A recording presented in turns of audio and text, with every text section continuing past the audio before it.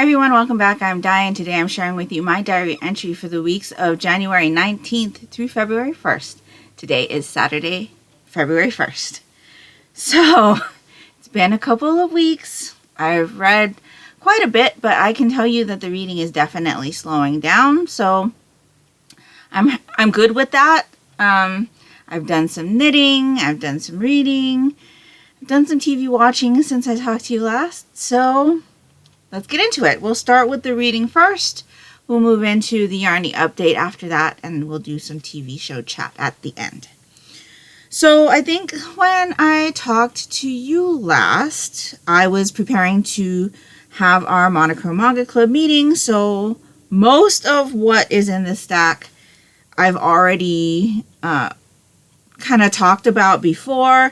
I've also done a series first impressions video on the 2 first in the series selections, which went up on the 27th, I believe. So the video that covers that includes my thoughts on these 2 volumes here. So this is Night of the Living Cat Volume 1 by Hawkman and art by Mecha Roots. This one's published by 7 Seas Rated Teen. And then Young Ladies Don't Play Fighting Games Volume 1, story and art by Eri Ijima. This one's published by 7 Seas also and is also rated teen. So if you'd like to hear my thoughts on both of these volumes, you can definitely check out that video, which is linked down in the description box below. Yeah.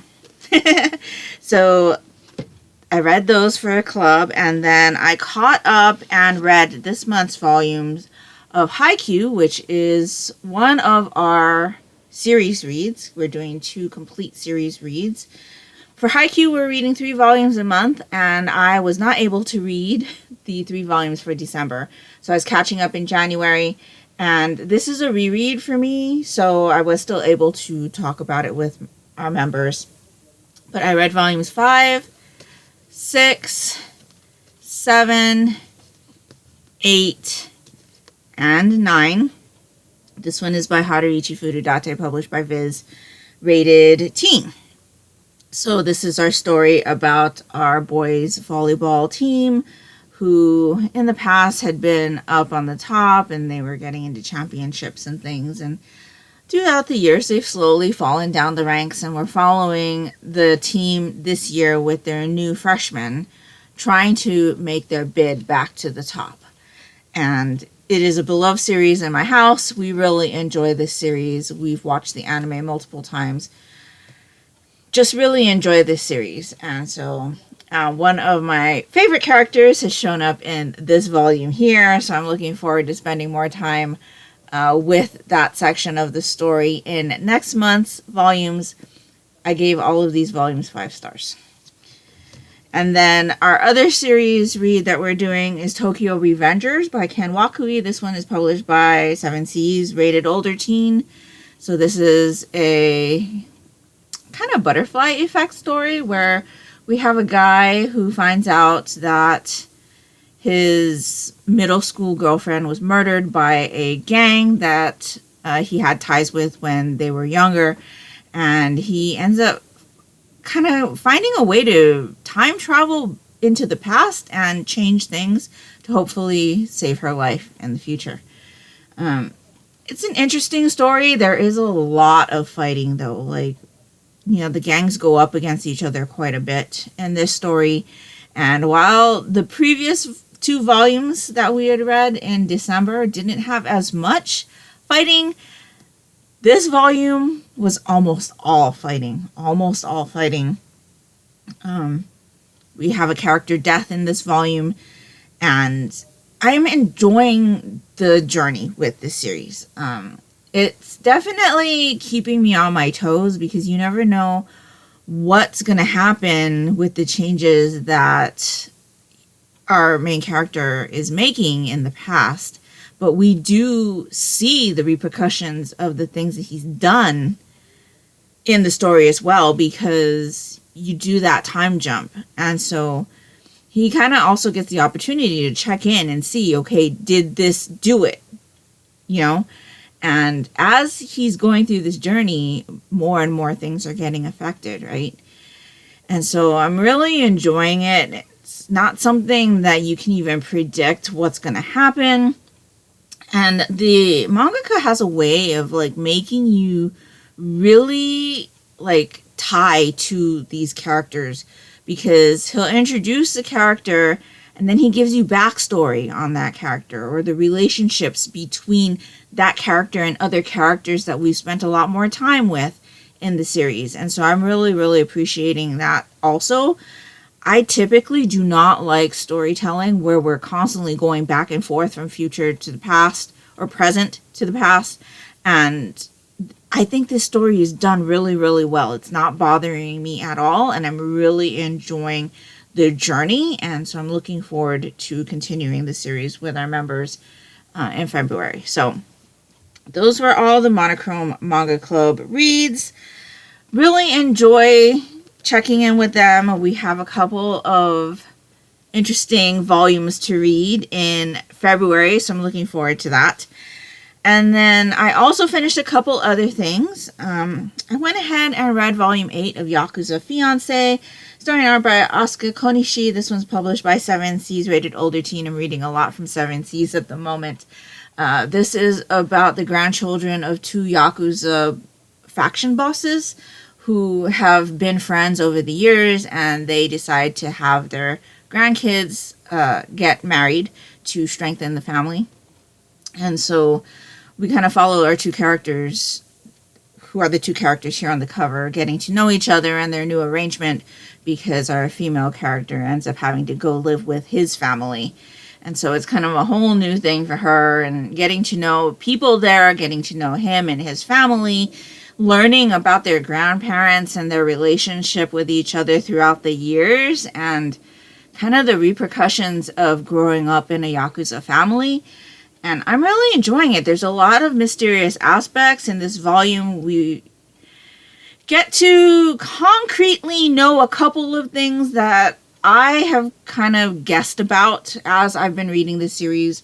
I am really enjoying what I've read so far of this series. I'm really enjoying our couple here and learning about them not only together as a unit, but their life prior to coming together. Because when we start this series, she immediately gets told that she has now been engaged to this guy and she needs to go live with his family, and so her whole life gets uprooted. So we don't really know anything about her past, and we don't really know anything about his past. But in this volume, we get a lot of his past, and it kind of fills in things.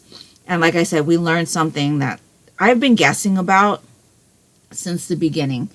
And so it's really interesting. There's a mysterious aspect to it, which is something I always appreciate, and I really enjoyed this volume. So I am up to date now with this, and so I need to wait, which is not something I really enjoy, but I think it's okay. I'm not so, like, it didn't leave on a cliffhanger where I'm like, oh my gosh, I need the next volume now, which is great. And so I think that's why that's helping me a little bit cope with the fact that I need to wait, I think, a couple months for the next volume. But really enjoying this. I've watched the anime adaptation, what is out so far. I think there's like 12 or 13 episodes.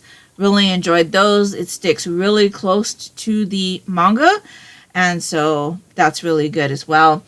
And so, yeah, definitely enjoying the series. I'm looking forward to continuing. I gave this one 4 stars.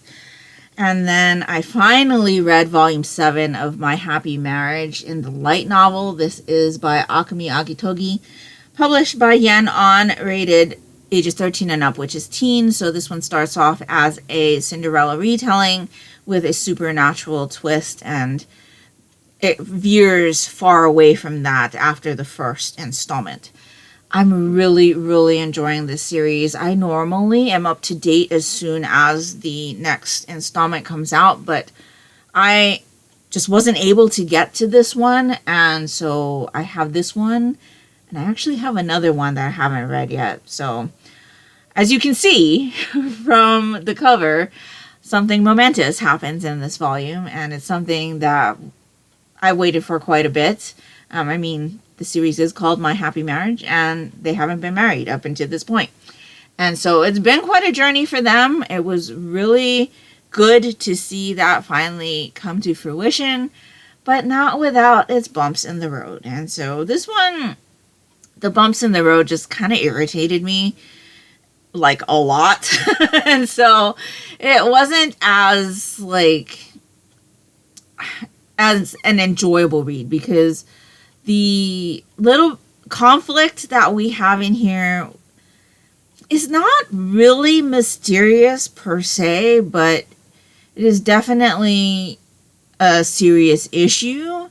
But it just the way it all came about and how it affected the story. I'm like, why are you doing this to us? Like, can't we just have, a nice smooth road for them? They've been through so much up until this point. And yeah, it was a long road. We finally got there. And so I'm looking forward to seeing what happens in the next installment. And I'm glad that I do have it. I'm taking a break from the series now, though, because I don't want to, read it all and then have to wait again, right? And so, yes. I will say that I do enjoy the art style that's on the light novels better than the art style that's in the manga.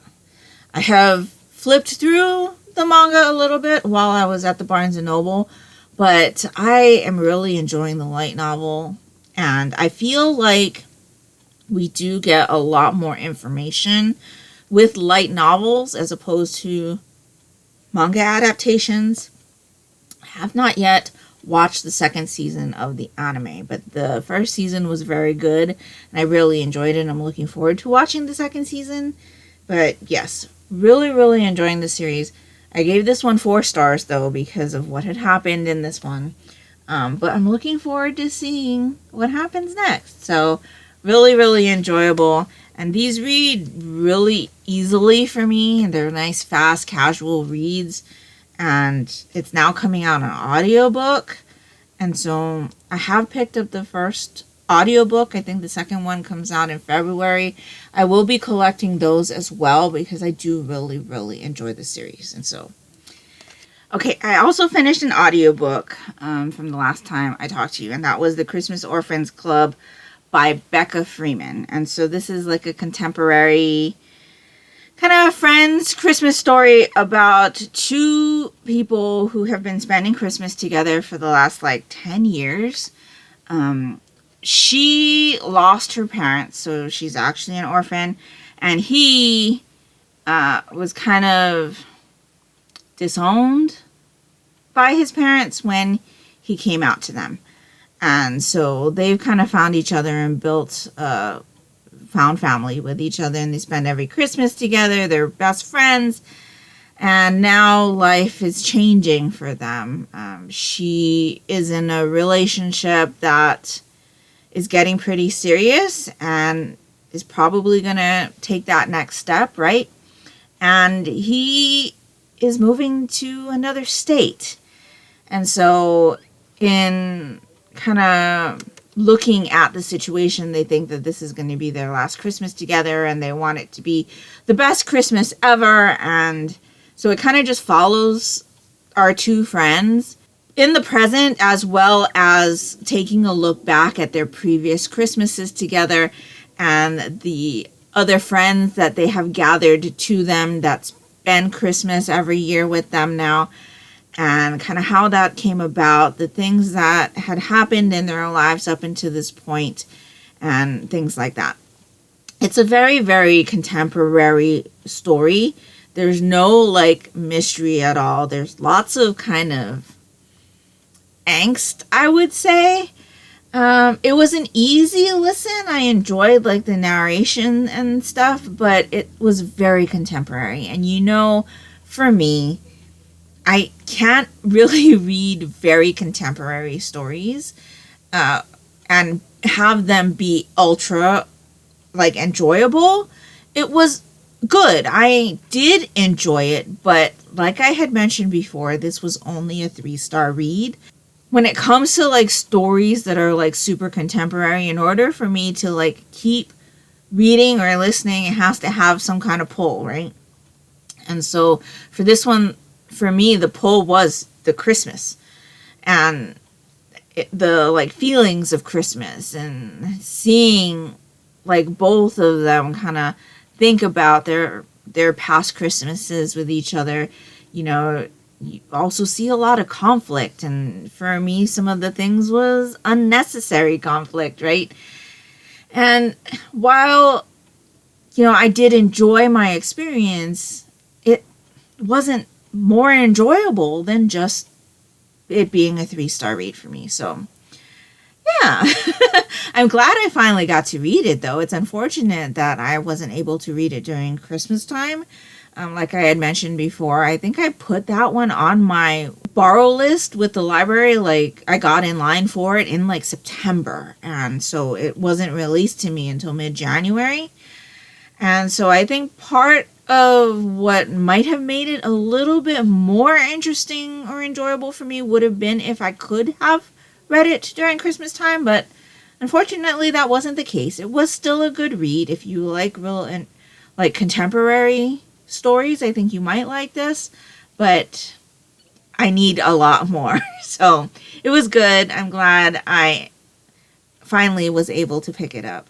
I will probably see what else is in this author's backlog, though, because it was a very easy to listen to story, and I think maybe I might be able to find something else in their catalog that I might be able to try out later. But yeah, I'm glad I did finally get to listen to that one. And so that's everything that I've read since I talked to you last. I mentioned to you that I was taking a break from my happy marriage, so I did pick up another novel, but because I finished the Christmas Orphans Club, I also picked up another audiobook. So I am currently about 93% done with Criminal Intentions Season 1, Episode 6. This one is called Where There Is Smoke, and it follows our 2 detectives. They're put together at the very beginning of this series. One of them comes from another state, and the other one is like a lone wolf. He doesn't like to work with partners, and so they're kind of both thrown into this case, and it's a pretty gruesome one, that first case. I would say that if you like Criminal Minds, the TV show, you would enjoy this series. But like I said, the very first case is probably the most gruesome. After that, it's kind of tapered off, but there's still murders. And so what usually happens with these stories is it plays out very much like a TV show. So like if you've watched Law and Order or like CSI or any of those types of TV shows, it kind of like shows you how the killing takes place, and then you follow the detectives trying to figure out what happened. And so it plays out very, very much like that. In this one, we have our 2 detectives who are investigating the case of a girl who seems to have gone missing while being on the phone with her mother. It's a series that I've been really enjoying over the last, I think, couple years I've been reading this series. I really, really should check in on this series more, because there are, I think, 3 seasons out right now, and I know the author had taken a little bit of a break. I think it was a mental health break, but I think they're back up to writing again, but there's still plenty for me to catch up with on this series, and so I'm really, really enjoying it. I think I had mentioned when I had first started reading this series that I didn't think that I was going to enjoy continuing with this series on audio, because the way that the lone wolf detective is narrated, he kind of sounds old, and our other detective sounds young. And there's gonna get into a romantic relationship. I don't think there's like a spoiler in that. You should know, like, going into this, that they're gonna get together, right? And they're not there yet. It's kind of really, really slow burn. And I have kind of gotten used to their voices, and I don't picture them as being old and young in my head when I'm like reading them. So now I kind of fit my like visual of them with the voices. And so I'm more comfortable, with the voice narration. And now that I've read or listened to like almost six, that's who they are. That's them. And so I'm really, really enjoying the series so far. The investigation is good. The cases are interesting. I think only one of them I figured out like pretty early on what had happened. But the rest of them, I'm really, really enjoy like watching them interview people and find the clues and figure things out. And it's a really, really good detective story. And so I'm looking forward to continuing with this one. I have quite a few volumes of this available through my library. And so I think that's how I'm going to go ahead and continue with that one. I do like to have the hard copy of this one, though. And so I did not pick up 6 before I started, but it is definitely going to come home to me. And then I'll pick up 7 also when I pick up 6. Really, really good, independently published series, and I'm really, really enjoying it. I should finish up that audio book this week. I probably could have finished it off yesterday, but just wasn't in the mood to read. So I don't think I'm going to go right into 7. I'll probably pick up something else just because I don't want to have too much same. And so I think I know what I'm going to pick up next, but I'm not entirely sure. We'll have to see what I'm feeling like when I do finally finish that book. So probably finish that on Monday. And then the physical book I decided to pick up since I finished my Happy Marriage was Zodiac Academy, Volume 1. This is The Awakening by Carol Peckham and Suzanne Valenti. This is a pretty popular series. It is a bully romance about these twins who are living in the mortal world, and they have turned 18 and they're just trying to get by, and they are approached by a man and says that they need to come with him to this academy, and he has his ways of getting them there. And they find out that they are not human, but they're part of the Fae world, and they're actually the descendants of the previous king and queen. And so now they're in this academy and they need to prove themselves in order to claim their rightful place on the throne. Except nobody teaches them anything. And so I'm about 94 pages into this book. I have a lot of issues with it. So, like, we get to meet our 2 girls, right? They've had a rough life up until this point. They've lived in the system. And now they've kind of got all of this stuff thrown at them. And nobody's explaining anything. And they get to this place. And they're just kind of told, okay, we're going to test you to see what kind of powers you have. And up until this point, they haven't really had any, like, times where they were like, oh, that's weird. Kind of like with... I'm going to use Harry Potter for a reference because I can't think of anything else at this point. But, like at the beginning of Harry Potter when they're at the zoo and he has that little mishap with the snake. Things like that kind of happen to him when his abilities start to kick in, right? In this story, none of that happens to these girls. And so they have no idea that anything is happening. And they get thrown into this situation. They just, like, listen to the adults, and nobody wants to explain how to do things. They get put into these houses. They are separated because they're too powerful together, and then they get hazed. And I'm just like... So, I will say that this story moves really quickly because so much happens. There's lots of like things that keep you wanting to turn the page. But what I've read so far is kind of making me angry. And I think that's the intended feeling. I have watched somebody's video just kind of explaining the order in which these books should be read, because now that this series is done, you know how sometimes reading in a different order is kind of more beneficial when reading a series. I believe the Throne of Glass series has something like that, where it's better if you read two of the books concurrently instead of one right after the other.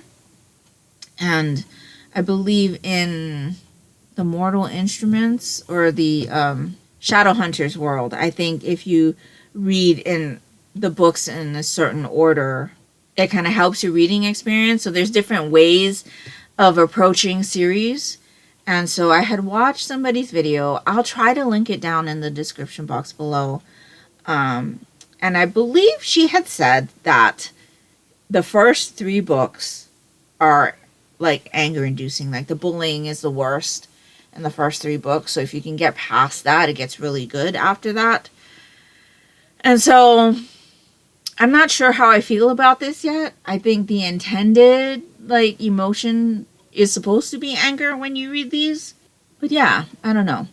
Something else about this is that it's an independently published book. I, for whatever reason, you know, this part of the book where it tells you like the ISBN number and like this book is a work of fiction and all of that, for whatever reason, something told me to read it. And this is what it says. It says, "This book is licensed for your personal enjoyment only. This book may not be resold or given away to other people. If you would like to share this book with another person, please purchase an additional copy for each recipient. If you're reading this book and did not purchase it, or it wasn't purchased for your use only, then please return to your favorite book retailer and purchase your own copy. Thank you for respecting the hard work of this author."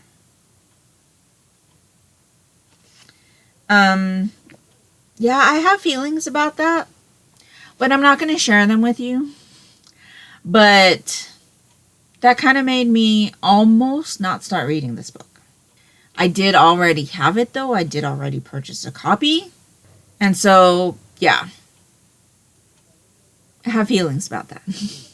I would like to know what your feelings on that are down below. If you have feelings on that, let me know.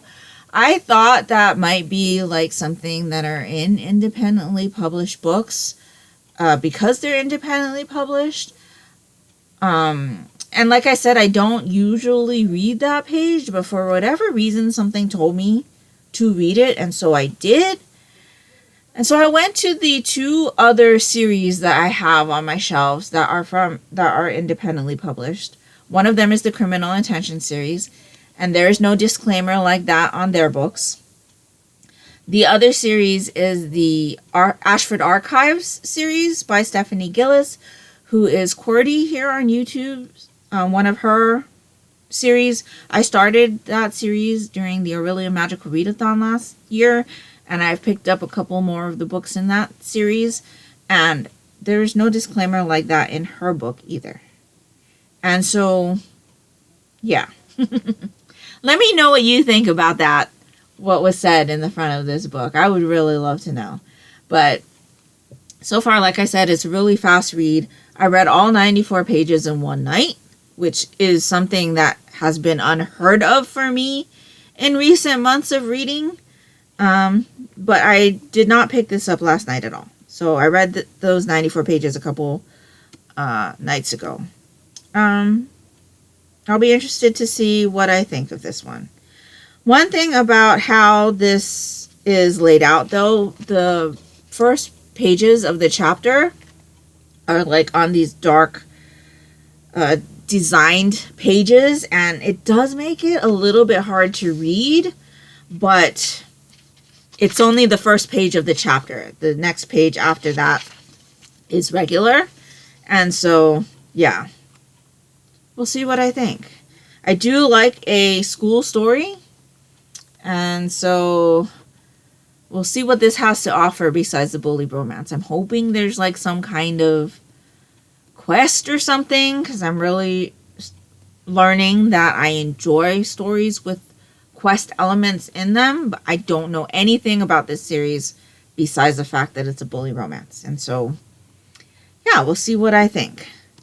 And that's everything that I have read to date.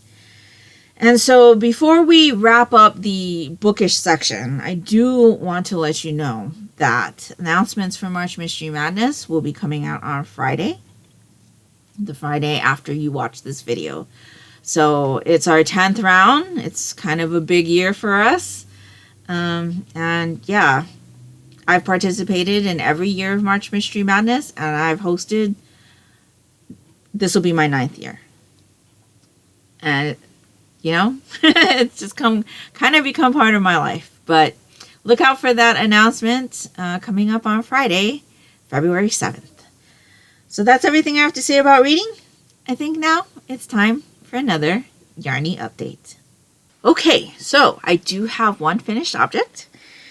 And then I think what we're going to do is go through a couple of the projects that you've seen recently, and then I've got my 3 whips to show you that I would like to work on and hopefully complete in 2025 as part of my like 12 Cast Ons editions, since I wasn't able to cast on 12. And so, yeah. My finished object was actually a 12 Cast Ons, because I did cast this on and complete it on January. Well, I cast this on January 31st. I completed it in the very early mornings of February 1st. So yes, this is a candle cozy. So I have it right now around a Yankee candle. And I found this pattern on Ravelry. So this is the Pea Pod Eyelet Jar Candle Cozy by Sasha Ferrell. I did not use the recommended weight of yarn or swatch. So I just took a yarn from my stash, and I used the recommended needles and just knit away. I didn't need it to like be super like tight to the candle. What I just needed it to do was to insulate the candle a little bit, because when I burn candles in my bedroom specifically, my bedroom is too cold to allow the candle to pool out completely by the time I go to bed. And so if I have something like this around it, it helps. I've been like wrapping socks and little scarves around it, and that definitely helps to insulate the glass to help it pool out. And so I thought, there's gotta be a pattern for something like that. And sure enough, there was. There were several, but I decided to go ahead and do this one. It is a free pattern on Ravelry, and it's just a really like pretty eyelet design. What I will say is that for whatever reason, my stitch count was off, and I don't know why, if it was my stitch count or if it was the pattern. But I made it work. Also, the eyelet pattern, the second half, kept tripping me up, and I don't know why. But I think it looks okay. And I don't need it to be pretty. I just needed it to be functional. I was actually kind of looking for something that was just plain. But I found this, and I thought, you know, why not? And so, yeah. It does roll up on the bottom. This was my starting edge. It's because it's just stockinette. There's no ribbing or anything. I didn't necessarily need it to be this long. I was kind of hoping it was just going to be like this big, maybe. But that's fine. You know, it doesn't matter. I just needed to be functional, like I said. And so the yarn that I decided to use was this single skein of Alpaca Love that I had in my collection. This is Stitch Nation by Debbie Stoller. I had gotten this skein from like Joann's years ago. It was a single skein. And I just bought it because it was on clearance. And I was like, I don't know what I'm going to do with it, but I'll just buy it. And it's been sitting in my collection. And I didn't know what to use it for. So this is 80% wool and 20% alpaca, 132 yards, 85 grams. And so I thought, you know what? This is my color. And so I'm just going to go ahead and use this. And so I really, really am enjoying how this looks. I haven't gotten a chance to test it out yet because I just finished it like at 3 o'clock this morning. And so, yeah, I'm looking forward to using this. But I was able to get one more cast on done for my 12 cast ons. So this is cast on 7. And it's also finished. So that is great. I'm looking forward to using that. So now let's get into whips. So we'll do active whips first. I've got my daughter's Something Squishy in here. This is the Lagoon by Drops Design. So this is the men's version of that pattern. There is a women's version, but we went with the men's because the women's version has like a puffed type of sleeve. And my daughter's not into that look. And so we went for the more tailored sleeve look. And so this is what we've got. I think I had just split for sleeves, maybe. I was where the Stegosaurus. Nope. That is a Triceratops marker is. So I was here the last time I showed it to you. And I've done this much. This marker here is where the pattern tells me to measure from to determine the length of the body. And so, yeah, I've split for sleeves. And it's looking really, really good. So this is actually looking really large. I'm going to confess right now that I did not gauge swatch for this. We just went right away. I am using the size small instructions, but this looks pretty big. Like, I don't know, it might even fit me. But it'll just be extra squishy and oversized for her. And she said it's fine. So yeah, for this one, I am using a Karen Big Cake yarn, which is 100% acrylic. This is a worsted weight yarn, 300 grams, 603 yards per skein. The colorway that I'm using is called Nightberry. So I am on my second ball. And you can see that it's just a striped ball. I did have to wind off a little bit from it, though, to keep the color stripes sequence so that there wouldn't be an extra large stripe of this blue. And I think it worked out okay.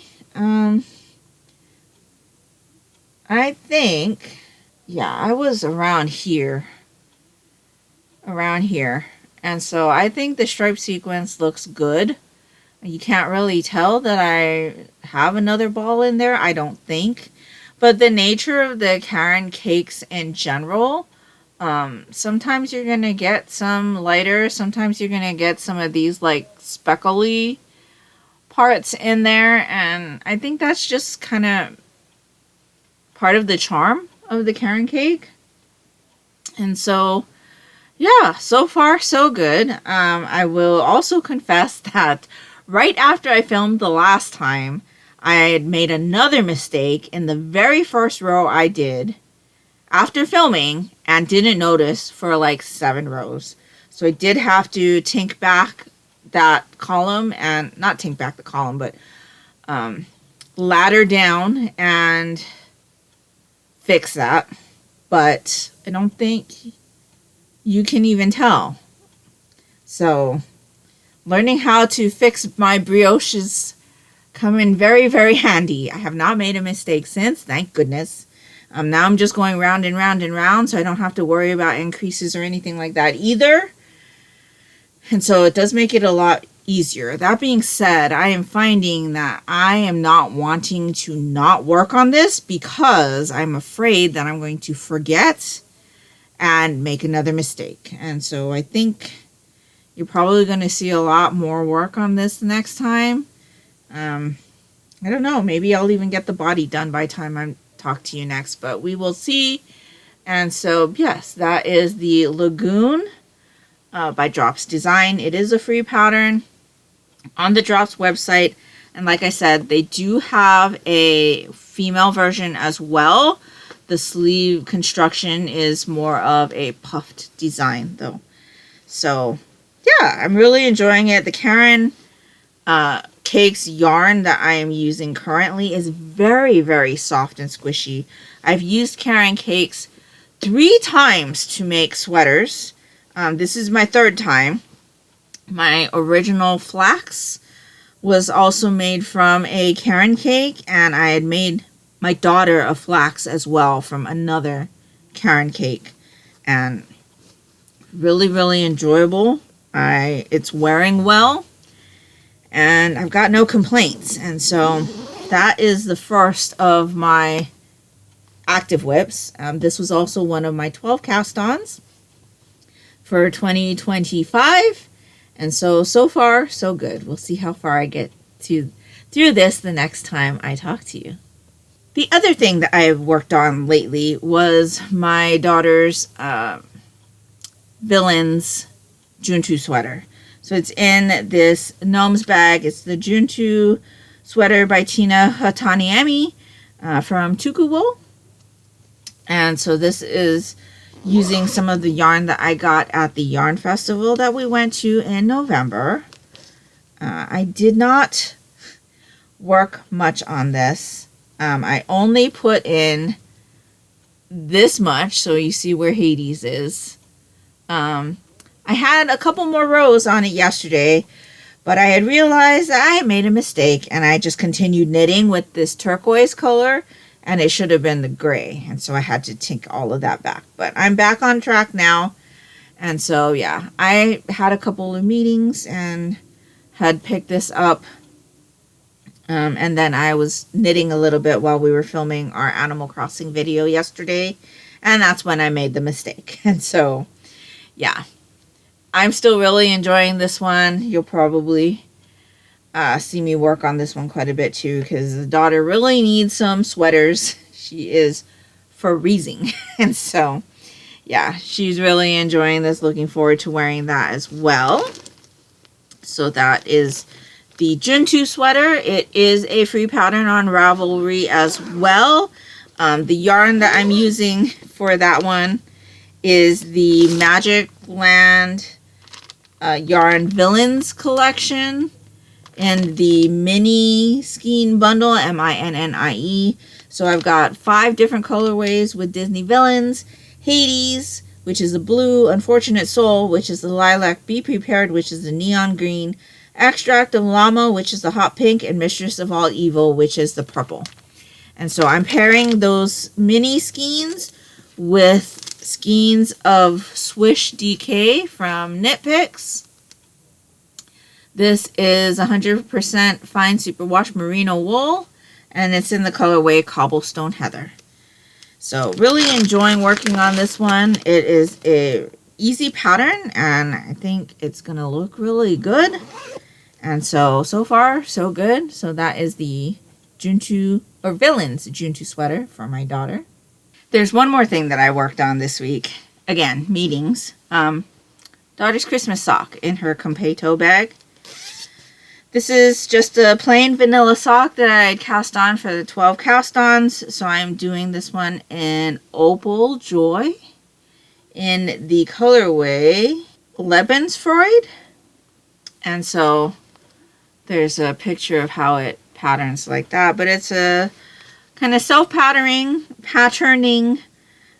sock yarn. I've never worked with Opal before, so it's been interesting for me. I'm just going round and round on a 9-inch circular. So this is where I was when I talked to you last, and this is where I am right now. I am about 5 rows away from the heel. And so, yeah, this is a really good project for when I'm taking in meetings and stuff, because I'm just going round and round and round. And we're going to do a different type of heel in this one. Daughter decided that she would like to try Kate Jones's butterfly heel, which is in her rumple socks, I believe is the pattern that I have from her with the butterfly heel in it. I had made her a pair of house socks, the patron pattern. I can't remember what it's called off the top of my head right now, but I showed it to you like a couple months ago. I finished those for her, and that had Kay Jones's butterfly heel in it, and she's enjoying the fit on those socks. And so we thought we'd try it on a pair of fingering weight socks, and so that's the heel that I'm going to go ahead and put in on this one. We're not going to use contrasting colors on the heel or toe. We're just going to use this yarn for the whole sock. So that's something also very different from what I usually do with my socks for her, because we usually do contrasting heels and toes so that I have enough yarn for myself. But I think I should still be able to get out a pair of socks for myself in this with contrasting heels, toes, and cuffs. So I'm looking forward to seeing what the butterfly heel will look like with the self-patterning yarn. And so, yeah, enjoying that. So again, another 12 Cast Ons project that I have been working on. And so that is everything that I'm currently have worked on since I talked to you last. And now let's get into 3 of the whips that I would like to hopefully complete by the end of 2025. Okay, first up, you knew it was coming. It's my Mostly Ghostly by Meghan Regan. So this is in her Fall Favorites collection. I think that's what it's called. I have had this sweater on the needle for more than 2 years. I have it almost done. And so this is what it looks like. I'm using Lion Brand Superwash Merino yarn. It's a DK weight yarn. And this colorway is called Charcoal. So the gray is called Charcoal. I've used a couple other colors of the Lion Brand, and then the ghosts are Held Double, Knit Stroll in a white, and this Gertz Glow House polyester yarn in a white. And so I held those double to make the ghosts. I have not yet seen if it will glow. I'm pretty sure it will, though. And so, yeah, this is what I have so far. The last time I talked to you, I was here on the sleeve. And so I've done this much.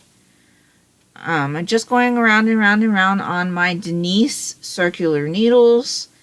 And so, yeah, I should be almost ready to put in the cuff on this arm. So I have the rest of this arm to do. And then I have this arm to do, and then I'm done. I have done everything else. It is all done. I did a lot of work on the body of this when my mom was in the hospital in 2023. And so, yeah, I need to get this done. I really, really would like to have this done this year. And so, yes, I really enjoy this sweater. Like, every time I look at it, I'm just like, oh my gosh, that's so fun. Really would love to wear it, but I need to finish the sleeves first. So I don't have much to do. I just need to sit myself down and do the sleeves. And so after I think my daughter's Something Squishy is done, I want to focus on this. because if I procrastinate anymore on these sleeves, it's not going to get done again this year. And I really, really, really, really would like to have this done to wear this year. And so that is the first WIP that I would like to complete in 2025. The second WIP that I would like to complete this year is in my Completo bag. This is my Gemini by Jane Richmond. This is like a t-shirt or a like summer top. I started this one in 2024, in June of 2024. And this is what I have. So the Gemini is a top that's reversible. So you could either wear it like this, or you could wear it like this. I think I am going to be wearing it this way. But in any case, I don't think that I have worked on this since I talked to you about it the last time, which at this point I can't even remember how long it's been. But I do have a marker here. I don't think this is what has been done since I talked to you last. I think this was how much I did when I talked to you about it last. And so this should be moved up here. So this needs to get a bit of work done on it. I just need to finish the body and then finish off the little bit of sleeve that this has. This does not have long sleeves. It's just got a little bit of extra sleeve. And so, yes, this is also a free pattern on the Knitty website. And I really, really love this. It looks really good. And I think I'm going to get a lot of use out of it. Just need to get it done. Just need to get it done. So this one I am working in Knit Picks Cottonlin yarn in the Swan colorway. This is DK weight, 70% tangy cotton, 30% linen, 123 yards and 50 grams in each skein. And so, yes, I am hoping to have this finished so that I can wear it this year. And like I said, I think I am going to get a lot of use out of it because it's such a, like, kind of elevated t-shirt design, right? And I could wear it for work.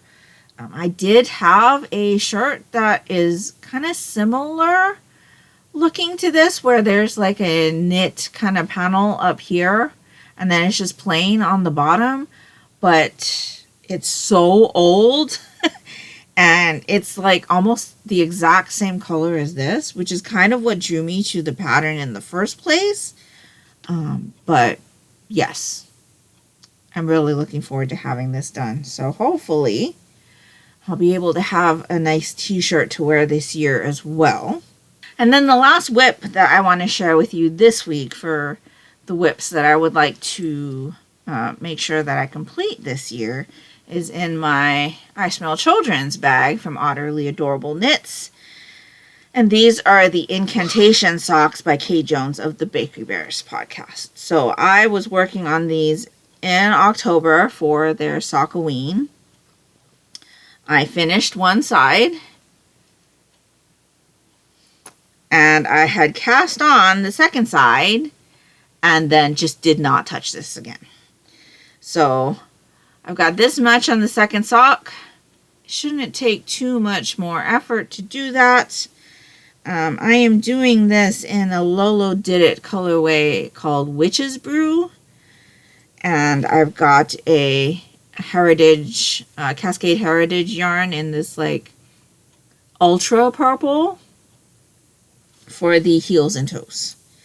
And so these are going to be super fun. When I get them done, I just need to get them done. And so, yeah, that's kind of where I'm at with that. So hopefully I'll have those done. I do have a ton of socks that I need to work on. But this one was definitely one that I wanted to finish because I had the second sock already cast on. There are some where the second socks have not been cast on, where I finished one and second sock is just not Cast On at all. And so I'm going to take a look through those socks and see which ones I want to prioritize. And then I will share 3 more whips with you in the next episode, which will be 2 weeks from now. And so I think that is all of the Yarnie update section to talk to you about.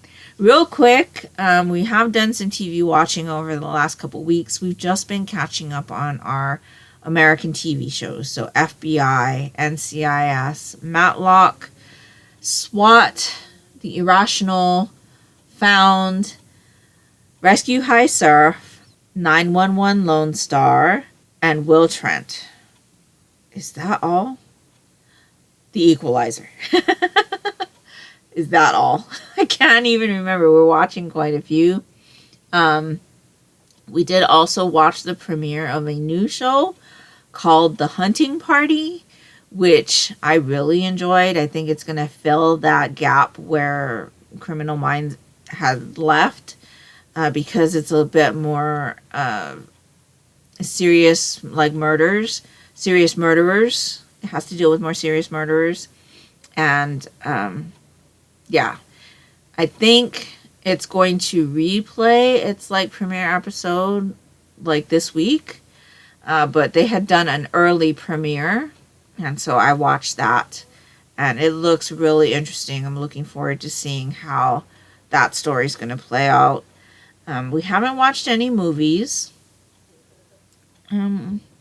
Yeah, we've just been catching up on our TV shows, and now we are caught up on our TV shows, so that gives us a little bit more leeway to pick things to watch. We've also caught up with Watcher, who's a YouTube channel. It's Ryan and Shane from BuzzFeed. They used to do a couple of shows on BuzzFeed, and they broke off on their own channel, and their own channel is called Watcher.